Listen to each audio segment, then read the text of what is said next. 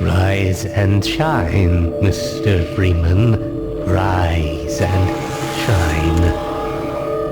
Not that I wish to imply you have been sleeping on the job.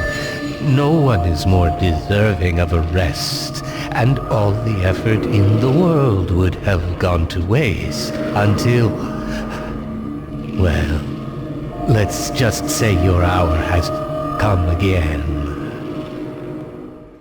Half-Life 2 has always seemed to be one of those timeless classics, right from the get-go. It received nearly perfect scores from basically all review sources, and continued on in people's hearts and minds as the best game of all time. But that was in 2004. Now, we're gonna put it through its paces in 2016, 12 whole years later.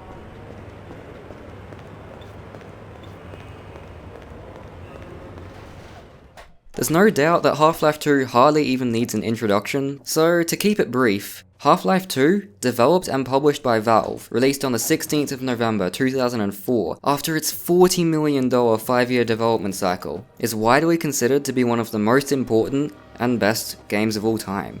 It received over 30 Game of the Year awards and went on to be announced Game of the Decade during the 2012 Spike Video Game Awards. Put basically, Half-Life 2 was, and still arguably is, the game.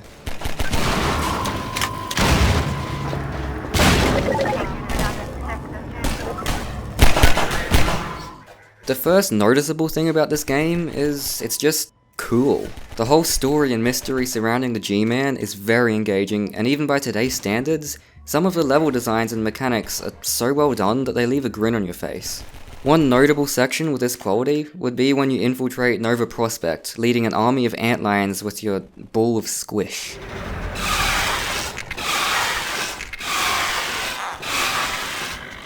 On the topic of the mechanics, the gameplay in Half-Life 2 is buttery smooth. It very rarely has any hitches, and when it does, it's because you've gone somewhere you're not really meant to.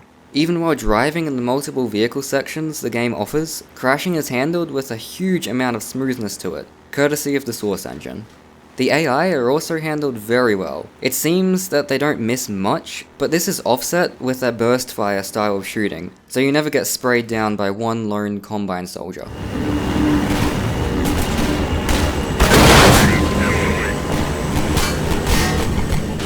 Half-Life 2's visuals are impressive to say the least, especially for its age. Even being a game from 2004, there are still scenes that are jaw-dropping, and that's not only the texture and lighting work. Some of the effects and animations are truly well done. On the audio side of things, Half-Life 2 nails it. The first game had some pretty choppy audio, which was expected considering its age, but Half-Life 2 most certainly doesn't have the same issue.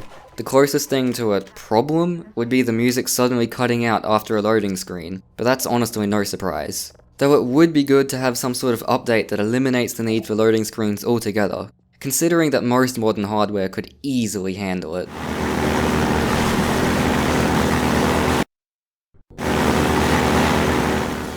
The music in the game is also top-notch. It was never noticeable unless actually focused on, which sounds bad, but means that it was always suiting the gameplay and the scene perfectly.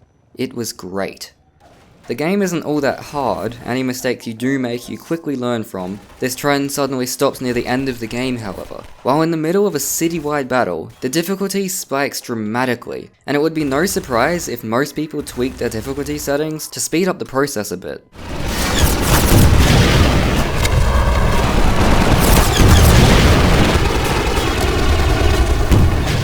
All in all, Half-Life 2 is an extremely solid experience, giving players a great story and gameplay to match for 12 years and counting. We give it an 8.5 out of 10. The gameplay is enjoyable and intuitive, the story is engaging, and the audio-visual side of things is still up to par today. This is a game that everyone should try at least once.